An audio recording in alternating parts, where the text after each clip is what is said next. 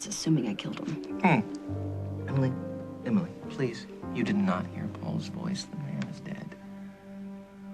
Maybe. Maybe? Oh. You know what? Okay. Let's assume that he's alive and he came back to his own funeral, but he stood in a place where only you could hear him.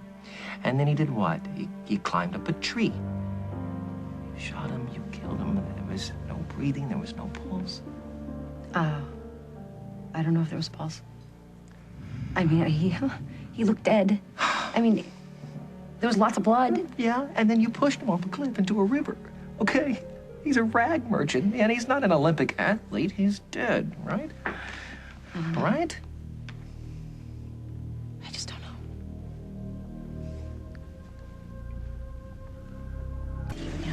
Yeah, I do. So if you marched back into that church and interrupted the service, then Jen would have thrown her arms around you? Will would have offered you a ride home at the Lakeview with a stop at Al's for your favorite cheeseburger and fries. Because, you know, nothing's too good for the big brother that ruined their lives and staged his own suicide. All right. I'm not saying that there won't be a few questions. Questions? Paul, they'd have answers. They'd know for a fact that you lied to them once again and that you would rather run away and let them believe that you're dead because it's easier than sticking around and taking responsibility for what you've done. Take it easy. Don't forget, I've been shot. Yeah. And you could have had a nice, comfy bed at Oakdale Memorial since the day I found you. Okay, of course, you would have a guard and a trial pending. But at least your family could have come to visit you if you really cared about them. I was trying to spare them. Paul, you hid out because it suited you. You didn't want to go to jail, and you were sick and tired of feeling guilty. And I'm not judging you, because I'm no better than you are. But at least I'm not pretending that there's anyone out there who wants me back. And now, with your little field trip to the church, Emily is onto us. What?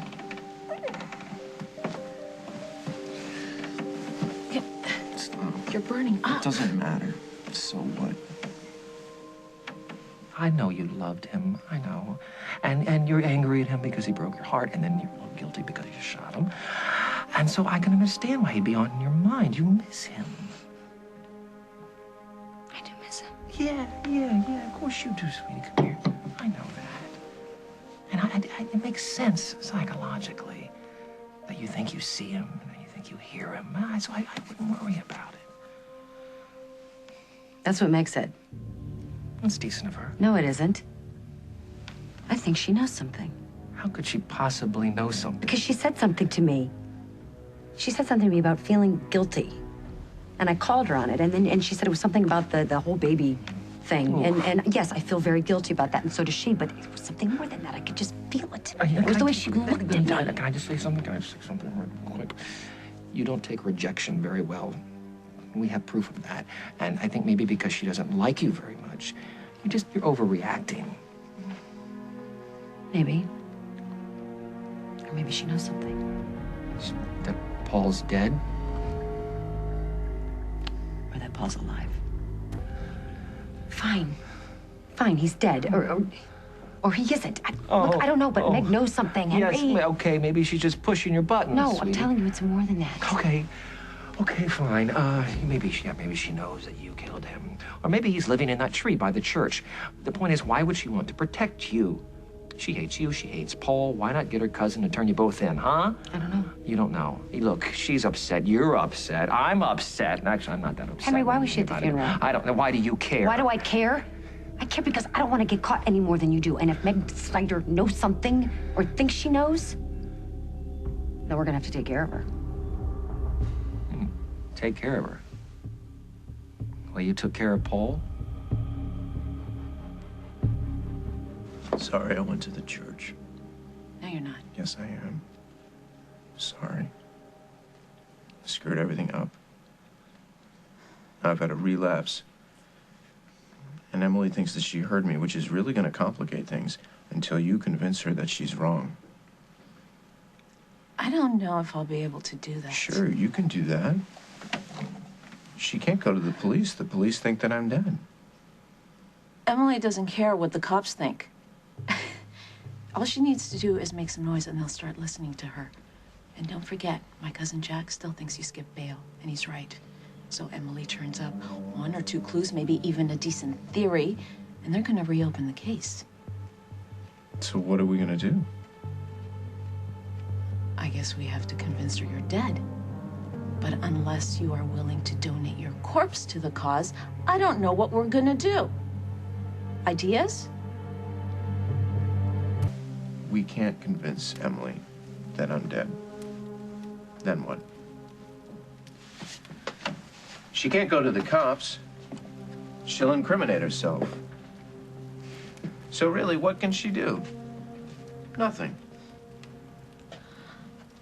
A woman who shoots a man when he dumps her at the altar, then drops his body off a cliff, and then shows up at his funeral dressed like a widow out of a cartoon is capable of almost anything, including hunting you down and finishing the job she started. So anyway, Meg, you're saying that she saw you shoot him. I don't know. You don't know? No. Well, you know that no one was following you, and I'm pretty sure that Paul didn't want anyone following him. And I don't think that Meg is much of a picnicker. So what was she doing out in the woods? I don't know, Henry. And why isn't she blackmailing you? No, because that's what you and I do. That's us. Other people twist the knife for the sheer fun of it. Then let her have her fun. And then what? Huh? Just when we get to relax, she turns us in? She did it before. I'm telling you, she did it before. She waited months to tell Dusty the truth about the baby. The woman is a loose cannon, I tell you. Maybe. Well, so we need to find out for sure, and that's where you fit in. What do you mean that's where me? Yeah, you, the private eye. Oh, no. I'm a poker player, and I'm an ex-husband, and I'm a lover of pimentos, but my PI days are over. Oh, no, they're back. And we are gonna follow Meg, and we are gonna tap her phone, and we are gonna open her mail. Oh, okay, and then what? Oh, God. If she's onto us, we shut her up. For good. On the next. Now, it is curious that Meg could afford a place like this. Rich aunt? How about a rich benefactor named Paul Ryan? What? What are you saying? That he changed his will and left it all to Meg? That's a bit of a stretch. Yes, it is, which is why I think he's alive. And when I find out how Meg fits in, we'll deal with her accordingly. Oh, wow, it makes me nervous when you say that. You stop stalling, Henry, and go. Okay. Go.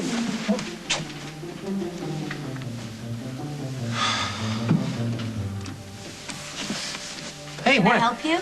Yeah, it's Meg Snyder's room, isn't it? It is, but she's not here. Oh, really? Darn. How long ago did she leave? I couldn't say. Bed was made when I got here. Okay. Did you hear that? Yeah, I did. Why would Meg make her bed in a hotel room? Oh, my God, she didn't. Sounds to me like Meg never came back last night.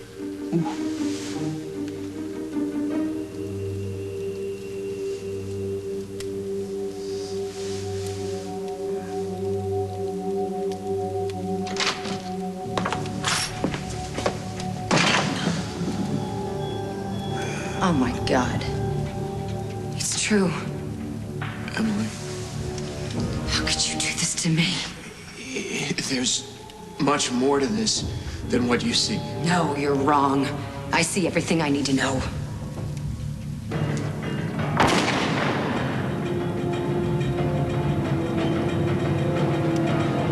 Meg, What is it? What happened? We need to get out of here. Now.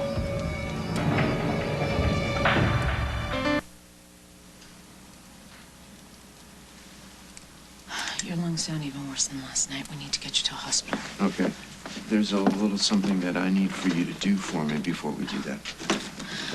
You know, whenever you say that, I always end up regretting it. There's a storage facility on Main Street. There's a box there. I need for you to go there and get the box and bring it back here. Paul, we don't have time for that.